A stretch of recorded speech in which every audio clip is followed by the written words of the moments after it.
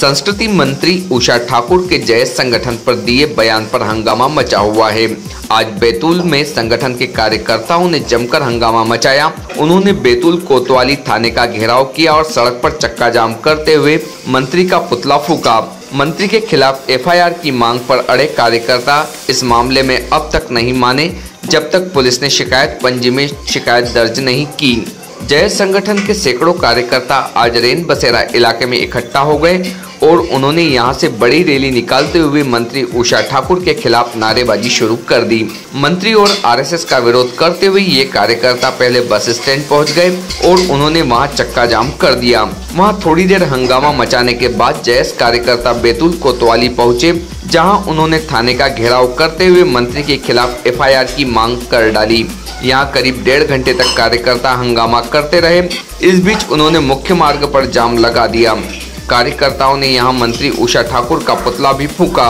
वे उषा ठाकुर के उस बयान पर भड़के हुए हैं जो उन्होंने 3 दिन पहले इंदौर में दिया था। हालांकि उन्होंने इस पर माफी भी मांग ली है, लेकिन संगठन के कार्यकर्ता इस पर भी नहीं माने। जब उन्हें घटना इंदौर की होने और कार्रवाई इंदौर पुलिस के क्षेत्राधिकार का बताया गया तो वे कार्रवाई के लिए अड़े रहे।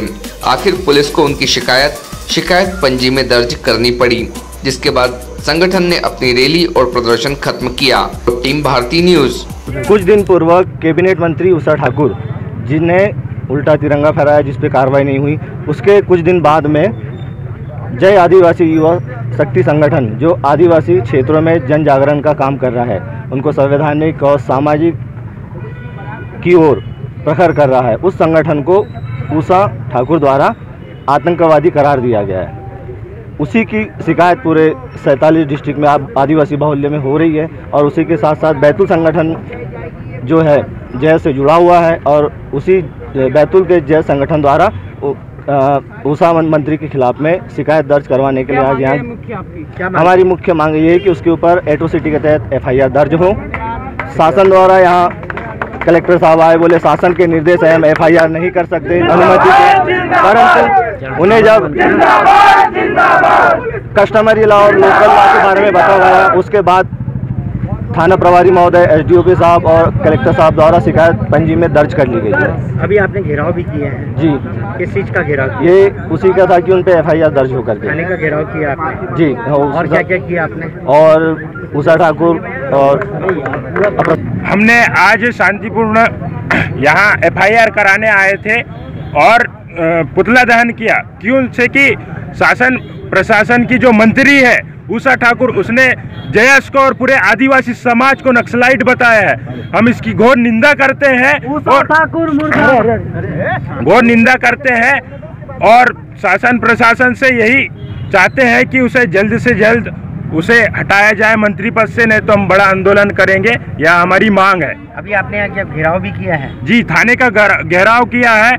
यहाँ पर पुलिस प्रशासन एफआईआर नहीं कर रही थी, लेकिन उसके बाद फिर पंजीयन में पावती में चढ़ाई उसने, तो हम लोग यहाँ फिर शांतिपूर्ण तरीके से बैठे हैं। आज संपूर्ण आदिवासी समाज संगठन की ओर से जयस के ऊपर जो निंदनीय शब्दों का उषा ठाकुर जो कैबिनेट मंत्री है उनके द्वारा कहा गया, उसके विरोध में हमने यहाँ पर रैली के साथ में एफआईआर की मांग करने के लिए आए थे। लेकिन यहाँ का जो पुलिस प्रशासन है उसने पहले तो एफआईआर करने से मना कर दिया कि बोले हम किसी मंत्री का एफआईआर नहीं करेंगे। हमारी ये मांग थी कि यदि मंत्री के ऊपर एफआईआर नहीं होती है, वो भी एक आम व्यक्ति की तरह ही है हमारे लिए, तो हम यहीं पर धरने पर बैठ जाएंगे जब तक एफआईआर नहीं होती। उसके उपरांत कलेक्टर के अधिकारी लोग यहाँ पर आए, उनके द्वारा कहा गया कि भाई जब तक हमको शासन के माध्यम से किसी प्रकार की अनुमति नहीं मिलती है तब तक हम उसके ऊपर कार्रवाई नहीं करेंगे। कलेक्टर के अधिकारियों से भी हमने कहा कि आप त्वरित इसके ऊपर चर्चा कीजिए मध्य प्रदेश शासन से। कार्रवाई नहीं होती तो आगे क्या करेगा? कार्रवाई अगर नहीं होती है तो यहाँ पर बहुत बड़ा उग्र आंदोलन होगा और उग्र आंदोलन के साथ में हो सकता है कि बैतूल जिले में बहुत सारी अनहोनी घटनाएं होंगी। Subscribe now to most exciting channel ever.